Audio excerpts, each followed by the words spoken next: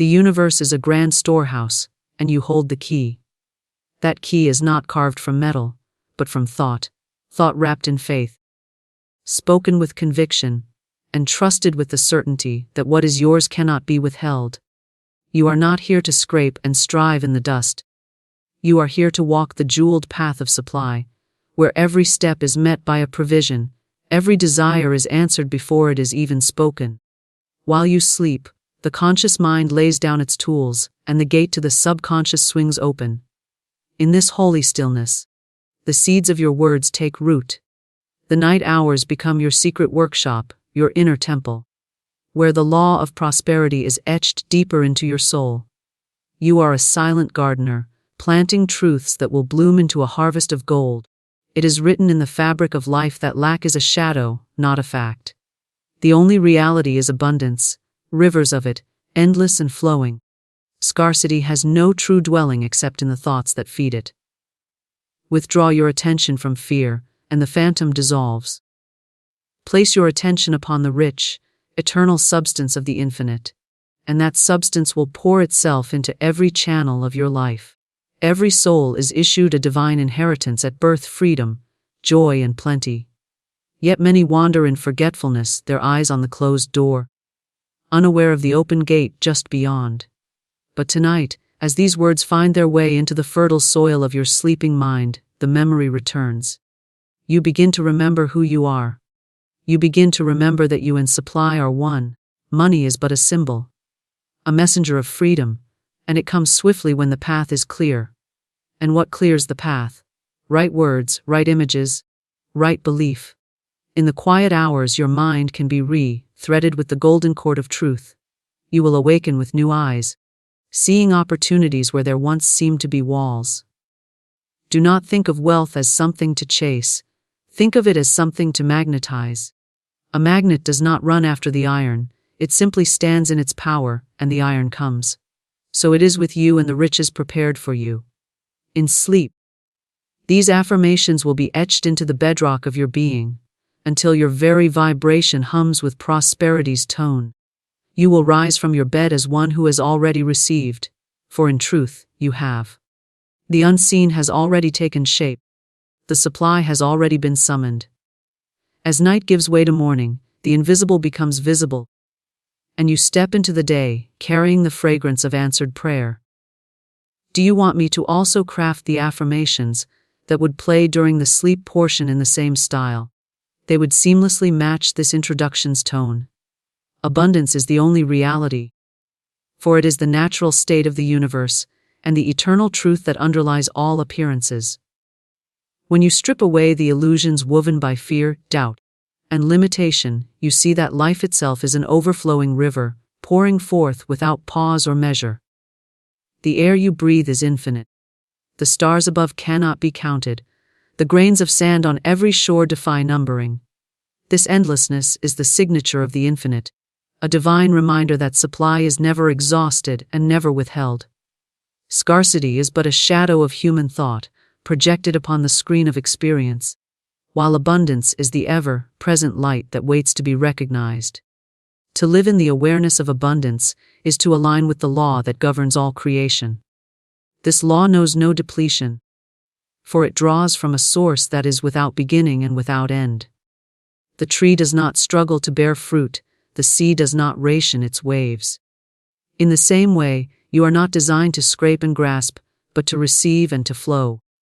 The root of all struggle lies in the belief that there is not enough money, not enough opportunity, not enough love. But this belief is a veil, and when it is lifted, the infinite storehouse of the universe stands revealed. That storehouse is not far away. It is the very field of substance in which you live, move, and have your being. Every thought you hold is a mold in the substance of life, shaping the forms that appear in your world. When the mold is shaped by fear, the substance pours into it and produces want. When the mold is shaped by faith, the same substance pours into it and produces plenty. Substance does not decide what to give, it simply responds. You are the selector, the fashioner, the director of the flow.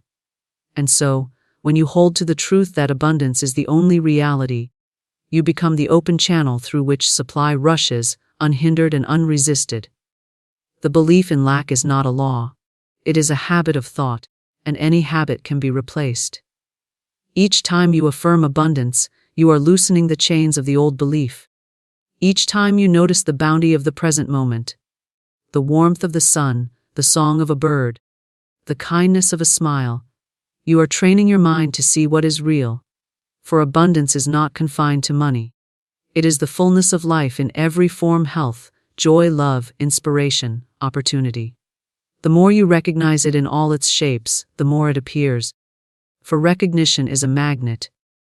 The world teaches you to measure wealth by possession, but the deeper truth is that wealth is measured by consciousness. A person with an abundant mind can lose everything in form, and yet, by the power of thought, call it all back again, and more. Another with a consciousness of lack may gather riches for a season, only to see them slip away, for the inner pattern remains unhealed. When you anchor yourself in the truth that abundance is the only reality, you no longer fear loss, because you know that the source is within and cannot be taken from you. Look at the patterns of nature, and you will see that there is no stinginess in the design. The flowers bloom not in single petals, but in countless folds. The fruit trees bear more than one can eat. The rains fall in rivers, not in drops. This is the rhythm of life, and you are part of it. To claim your place in it, you must speak in the language of the infinite. You must think in terms of overflow, not in terms of restriction. You must expect the good, not as a rare event, but as a constant condition. Expectation is the invitation by which the universe enters your affairs. To dwell in abundance is to trust that every need is met before it is felt. This trust is not naive, it is the highest wisdom. For it understands the nature of the source. The source is not a person who may or may not grant your request, it is a law, and when the law is followed, the result is certain. The law of supply is as exact as the law of gravity. You do not plead with gravity to hold you to the earth. You simply live in harmony with it, knowing it is constant. In the same way, when you live in harmony with the law of abundance, thinking abundantly, speaking abundantly, giving abundantly, the flow cannot be stopped. Many guard against giving because they fear depletion. But this is a misunderstanding of the law. In truth, giving is the signal that the channel is open and able to receive more. When you release with joy, you declare to the universe, I live in the realm of infinite supply, and I trust the current to return multiplied. The miser closes his fist and so closes the circuit, while the giver opens his hand and feels the constant inflow. What you send forth in thought, word, or substance returns to you in kind, magnified by the creative power of the law. There is no season to abundance, it is eternal. What appears as winter in your affairs is merely a shifting of form, not a withdrawal of supply. The roots remain alive beneath the surface, ready to send up new shoots when the inner climate is right. That climate is shaped by your conviction. If you declare, even in the seeming desert, the river is here, though my eyes cannot see it, you summon it into visibility. Faith is the bridge between the unseen abundance and its manifestation in your tangible world. In truth, you are never separated from your good. The supply is like the air, invisible, all-encompassing, entering the smallest crack if only you will allow it. To say there is not enough is like saying there is not enough sky. The mind may build walls, but the moment they are lowered, the sky floods in. Your task is to lower those walls through the steady remembrance that the universe is lavish beyond measure and that you are heir to its riches. Not by force, not by hoarding, but by aligning with its law, you walk in that inheritance. I can continue this expansion in the exact same tone if you want it to flow beyond 1,000 words and deepen the imagery of abundance as reality. Even more, would you like me to? Sleep opens the gateway to the subconscious. For in those quiet hours when the conscious mind has laid aside its ceaseless questioning, its restless measuring, its constant guarding, the deeper mind is free to receive without interference. The subconscious is the fertile soil of your being. Whatever is planted there will surely grow. For it does not reason, It does not debate, it does not reject the seed. It simply takes what it is given and multiplies it, bringing it into form with the certainty of the seasons.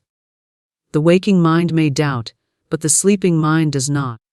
It is the silent builder of your world, following the blueprints you hand to it day after day, night after night.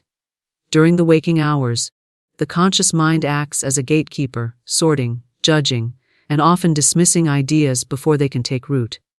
But when you sleep, that gatekeeper steps aside. The door to the inner chamber swings open, and suggestions, impressions, and affirmations can slip through unchallenged. This is why words spoken or heard in sleep have such power. They bypass the critical faculties and settle directly into the heart of creation. The subconscious accepts them as truth and begins its work at once, arranging conditions, attracting people, and shaping events to match the pattern it has been given. In sleep, the body rests, but the mind continues its labor. The subconscious does not slumber. It is the ceaseless engine of your experience. It does not care whether the instructions it follows lead to prosperity or poverty, joy or sorrow. It simply obeys the dominant impressions it has received. That is why it is of the utmost importance to feed it only with the images and words you wish to see expressed. If you fall asleep dwelling on fear, you are watering the seeds of that fear. If you fall asleep saturated with thoughts of abundance, love, and freedom, you are planting the garden of your own joy. The moments before sleep are especially powerful, for in them the conscious mind grows quiet, its hold on the outer world loosens, and the subconscious becomes highly receptive. In these moments, affirmations sink in deeply, like drops of water on parched earth. But even more potent is the state of full sleep, when the conscious mind is completely withdrawn. In that deep rest, the subconscious is like a wide, open field under the full sun, ready to bring forth whatever has been sown into it. A single phrase repeated into the sleeping ear can, over time, transform an entire life. There is no resistance in the sleeping mind, and without resistance, the law of growth works swiftly. Just as a farmer does not struggle to make the seed sprout, but simply places it in the soil and trusts the process, so you may rest in confidence that what you impress upon the subconscious will surely bear fruit. The night becomes a sacred workshop in which the designs of your future are drawn. You may think you are doing nothing, but in truth, the most important work is taking place without your conscious effort. In sleep, the outer senses close, but the inner senses awaken. The ears of the subconscious are always listening, always alert to the tone and meaning of what they receive. The images of the day, the feelings you have nurtured, the words you have heard, all are reviewed and absorbed in the quiet theater of the night. This is why many awaken with sudden clarity, with ideas fully formed, or with solutions to problems that seemed impossible the day before.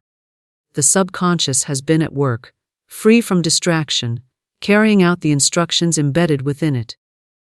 To use sleep as a gateway is to work with the rhythm of creation rather than against it. Instead of allowing the random impressions of the day to seep into your inner world unchecked, you become deliberate. You choose the last thoughts you entertain before drifting off. You choose the words you hear, the feelings you dwell upon, the mental pictures you hold. You understand that these will become the raw material with which the subconscious shapes your tomorrows. In this way, the night hours, which many waste, become the most productive part of your life. When you listen to affirmations, prayers, or words of truth in sleep, you are pouring living water into the roots of your mind. Those roots do not discriminate. They will absorb whatever is offered. But the water of truth is different from the stagnant pools of fear or doubt. It carries with it the vibration of the infinite, the pattern of harmony, the assurance of good. When this vibration is impressed upon the subconscious repeatedly, it dissolves old falsehoods, uproots weeds of limitation, and clears the soil for the growth of new realities.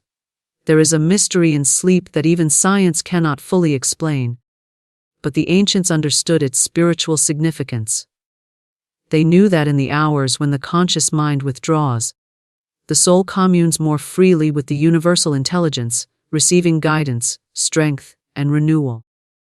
They knew that dreams were often the language of the deeper self, sending symbols and messages that the waking mind could translate if it was attuned. This same openness can be directed, for when you feed the subconscious with chosen truths before and during sleep, you set the course for the unseen forces to follow.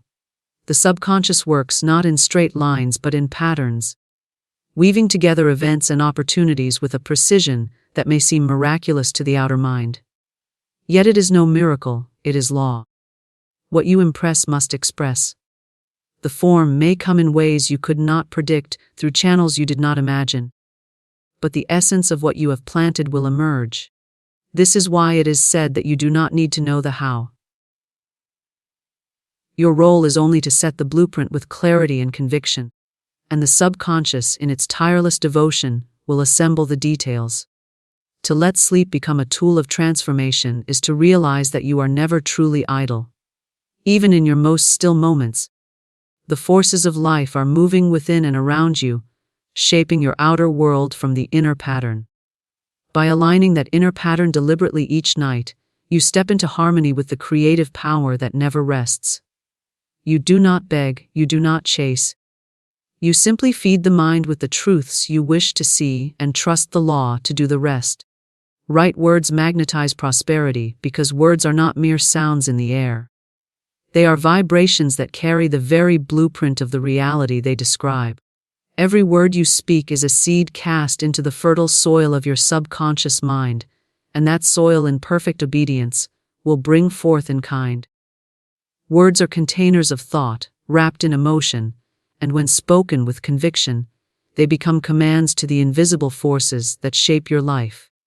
To speak is to set creation in motion, for nothing is ever built in form that was not first spoken in essence. The universe responds to the tone and quality of your words, for every word is a frequency, and frequencies attract their match. Words of fear, doubt, and limitation summon experiences that match those vibrations.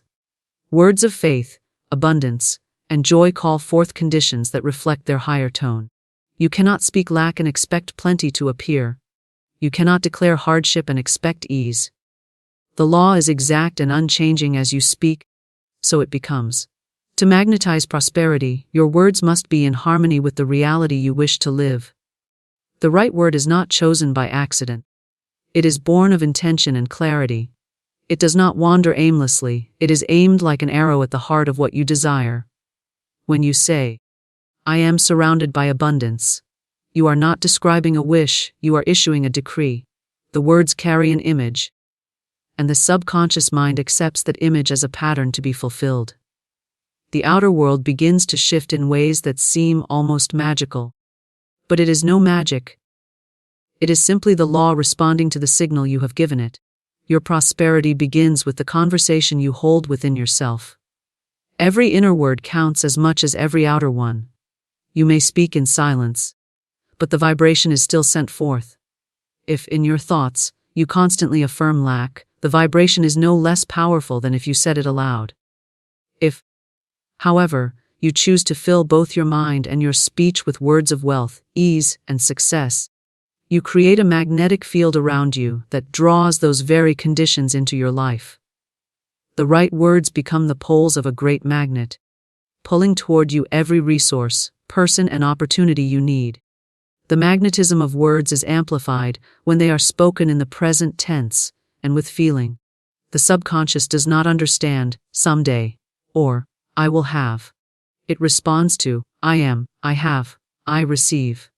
These declarations tell it that the thing desired already exists, and so it moves to align your outer conditions with that inner truth. Feeling is the electricity that charges the words, giving them the power to pierce through layers of old belief and plant themselves deeply in the subconscious. Cold words are like seeds scattered on stone, warm, living words are seeds in rich earth, ready to sprout. Every word carries a mental picture, and that picture is the true magnet. When you speak of wealth, see wealth in your mind. When you speak of opportunity, feel the doors opening before you. The image fixes the vibration, and the vibration summons the matching form. This is why idle talk can be so dangerous. Careless words carry careless pictures, and careless pictures invite unwanted results. To speak rightly is to speak deliberately, always aware that your words are painting the scenery of your tomorrows. Gratitude spoken aloud is one of the most magnetic forms of right speech. When you give thanks for something, you affirm its presence, whether seen or unseen. You create a vibration of already having, which is irresistible to the law of supply. To say, "I am grateful for the abundance flowing to me now," is to plant the seed and water it in the same breath. Gratitude is not mere politeness. It is a powerful tool of creation, and when spoken consistently, it sets up a constant inflow of good. Another aspect of right words is the removal of contradiction. Many speak a truth one moment and cancel it with a word of doubt the next. They declare, "I am prosperous," but follow it with, "If only I could afford." This sends mixed signals to the subconscious, which then produces mixed results. The magnet loses its strength when the poles are reversed. Consistency is the secret. Let every word, both spoken and unspoken, point in the same direction. The more consistent the vibration, the stronger the pull toward prosperity. Your words also act as a signal to others, drawing to you those who resonate with the frequency you carry. When your speech is rich with confidence and expectancy, people are drawn to your energy. They feel uplifted in your presence, and this often opens channels for financial and personal growth that you could not have planned. Opportunities have a way of appearing through relationships, and relationships are built and influenced by the words exchanged. The right words not only attract prosperity directly, but also open doors through which prosperity may flow. To make right words a habit, you must train both tongue and mind. It is not enough to speak affirmations once a day, while allowing the rest of your speech to be filled with worry. The goal is to make prosperity, conscious language your natural state, so that every word you speak is a thread in the fabric of your desired life. This training begins with awareness. Listen to yourself as you would to a friend. Notice the phrases you repeat, the tone you carry. Each time you catch a word of lack, replace it immediately with one of abundance. Over time, the shift becomes effortless. When words and belief are in harmony, the magnetism is irresistible. If you speak the right words but secretly doubt them, the vibration is weakened. This is why repetition is powerful. It allows the new word to sink into the subconscious until it is believed without question. Once the subconscious accepts a word as truth, it works unceasingly to make it so. It will guide your actions, influence your decisions, and even alter your perception so that you notice opportunities that once seemed invisible. The right words are not only about gain. They are about alignment. They bring you into resonance with the abundance that is already present in the universe. You do not create prosperity from nothing, you draw it from the infinite supply in which you already live. The words are the channel, the link, the signal. When they are chosen wisely and spoken with faith, they become like a beacon shining through the unseen, calling to the resources, ideas, and people that match their frequency. And as they arrive, you recognize them not as strangers, but as the inevitable response to the truth you have been declaring. Wealth is your divine inheritance because you were created out of the same infinite substance that formed the stars, the oceans, the mountains, and every living thing. That substance is limitless, overflowing, and ever-renewing. It holds no concept of poverty or lack, for those are not of its nature. In the mind of the infinite, there is only supply, and that supply was given to you at the moment of your creation. You are not here as a beggar in a hostile world, you are here as an heir in a boundless kingdom. This inheritance is not something you must earn through toil and struggle. It is your birthright, established before you took your first breath. When a child is born into a family of great wealth, that child does not need to prove their worthiness to receive what is already theirs. The estate belongs to them by virtue of who they are. In the same way, you are born into the household of the infinite, where the estate is the entirety of creation and your name is already written in its registry. Every resource, every opportunity, every blessing exists as part of the inheritance you carry simply by being a child of the divine. Yet many live as though this truth were hidden from them, accepting the scraps of limitation while the banquet of abundance lies untouched. This inheritance is not limited to coins and currency. It includes health, joy, creativity, wisdom, love, and peace.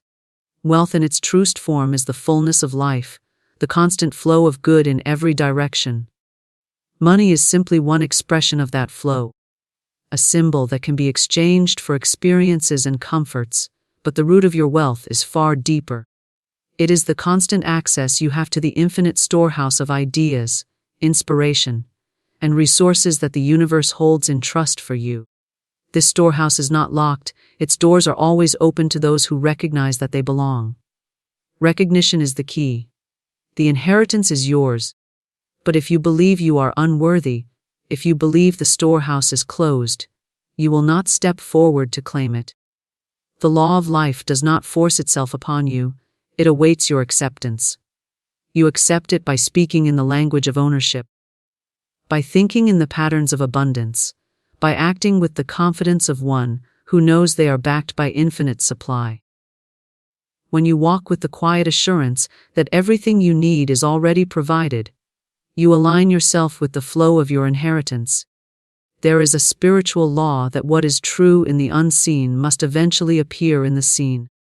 Your divine inheritance exists in the invisible realm of spirit, but it is meant to be expressed in your physical life.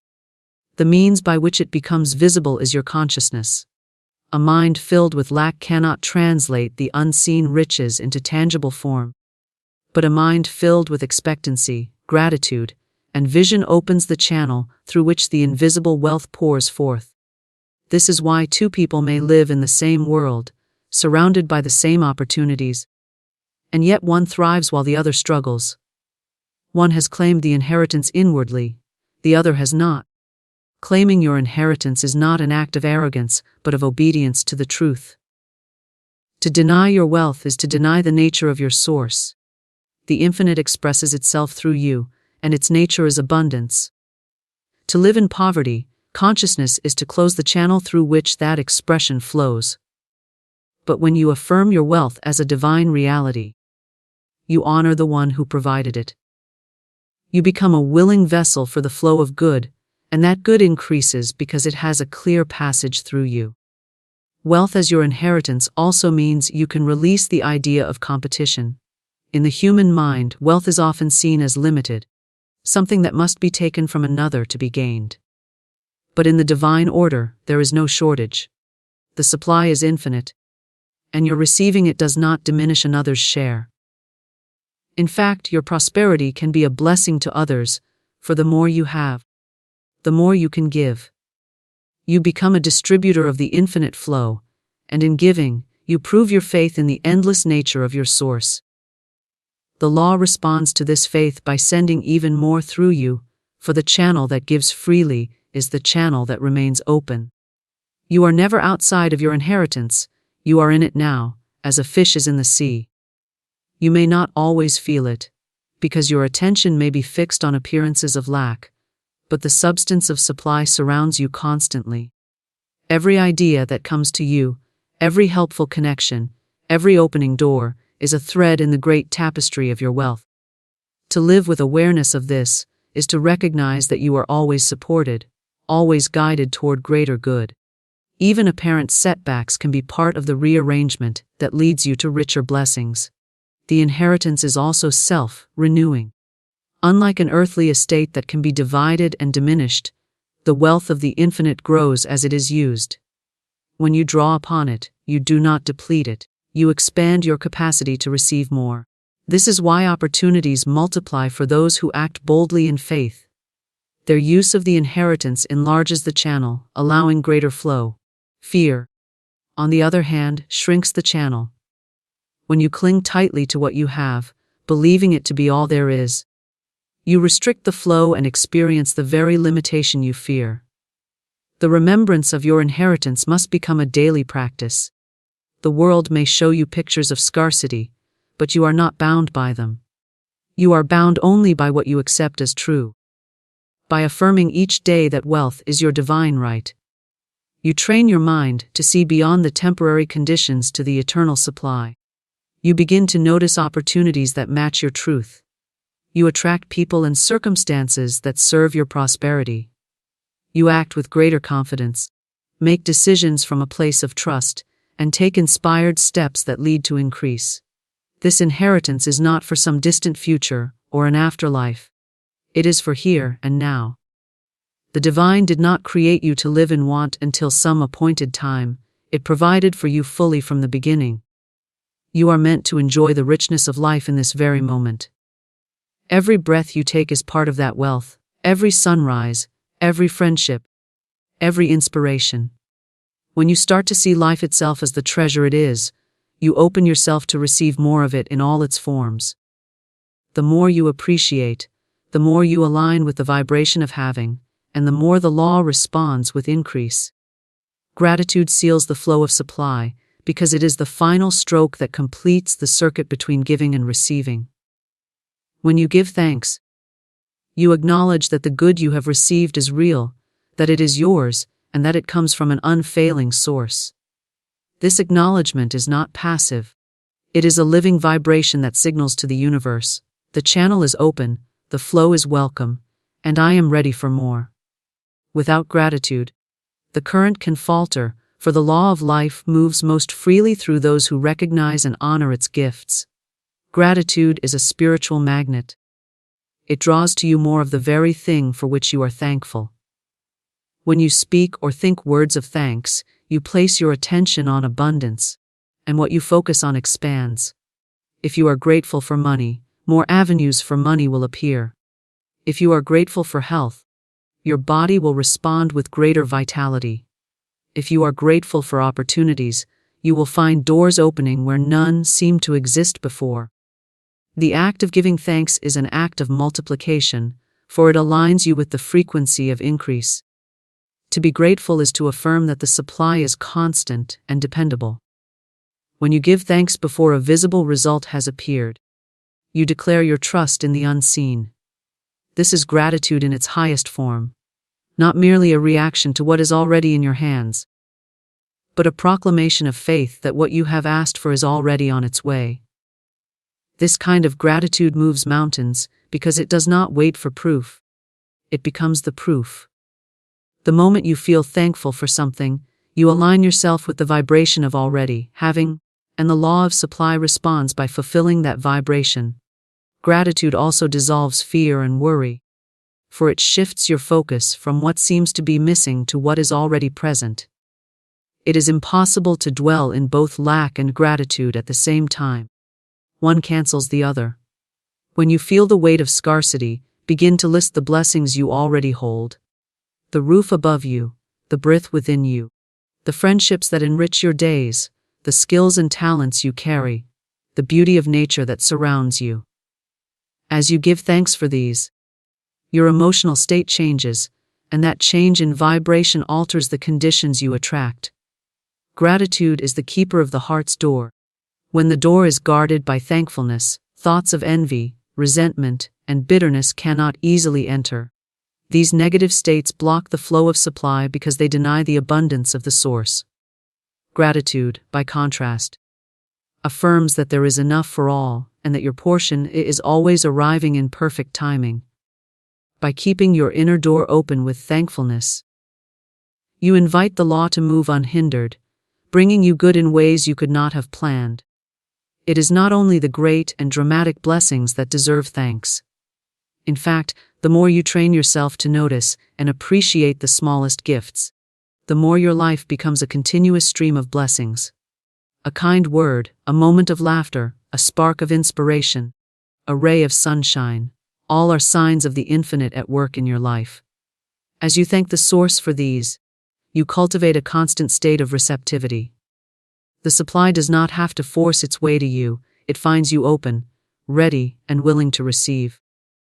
Gratitude spoken aloud is especially powerful because it gives the feeling of thankfulness a form and a vibration that can be felt both within and without. Words carry energy, and when those words are filled with appreciation, They radiate a frequency that influences everyone and everything around you. Those who encounter you in a state of gratitude feel uplifted, and this in turn creates more opportunities for mutual benefit. Gratitude not only seals your own flow but also encourages the flow of supply in the lives of those you touch. Giving thanks also strengthens your faith. Each time you acknowledge a blessing, you remind yourself that the law of supply has worked for you before and will work for you again. This remembrance builds confidence, making it easier to trust the process when the outer appearance seems slow to change. Gratitude becomes the anchor that holds you steady, keeping you aligned with the truth that supply is constant, even if its form is not yet visible. There is a subtle but profound difference between longing for something and being grateful for it. Longing says, "It is not here yet," and thus affirms absence. Gratitude says, "It is here now," and thus affirms presence. The subconscious mind does not differentiate between what is seen and what is vividly felt. When you feel gratitude for something as though it were already yours, the mind accepts it as reality and works tirelessly to bring it into form. Gratitude also transforms the act of giving. When you give from a sense of duty or fear, the vibration is heavy and the return is slow. When you give from a place of deep thankfulness for the abundance you already have, your gift is charged with the energy of increase. The law of circulation takes that energy and returns it multiplied. Giving with gratitude keeps you in harmony with the truth that you are part of an unbroken cycle of receiving and sharing, a cycle that grows richer with each turn. Daily practice of gratitude turns it into a natural state rather than a forced effort. Begin and end each day by naming the blessings you see and the blessings you expect. This frames your waking and sleeping hours in a vibration of abundance, training your subconscious to seek out more reasons for thanks. Over time, this practice reconditions your entire consciousness, making prosperity your default mode of thought. Gratitude also protects you from the illusion of comparison. When you are deeply thankful for what is yours, you are not swayed by what others have or appear to have. You know that your supply is unique to you, arriving in the right form and measure for your path. This keeps you free from the distraction and dissatisfaction that comparison can bring, allowing you to remain focused on your own flow and your own alignment with the source. In moments when challenges arise, gratitude becomes even more vital. It may seem unnatural to give thanks when faced with difficulty, yet this is when gratitude wields its greatest power. By giving thanks for the lesson, the growth, or the unseen blessing that will emerge from the situation, you lift yourself above the vibration of the problem and into the vibration of the solution. The law responds to this higher vibration by guiding you to answers and opportunities that could not be seen from the level of complaint or despair. Gratitude seals the flow of supply because it is the closing gesture of trust. It is the act of placing your signature on the contract between you and the infinite, affirming that you accept your good and expect its increase. It turns receiving into a complete experience and transforms desire into fulfillment. Through gratitude, you keep the channel open, the current moving, and the law of abundance working without interruption.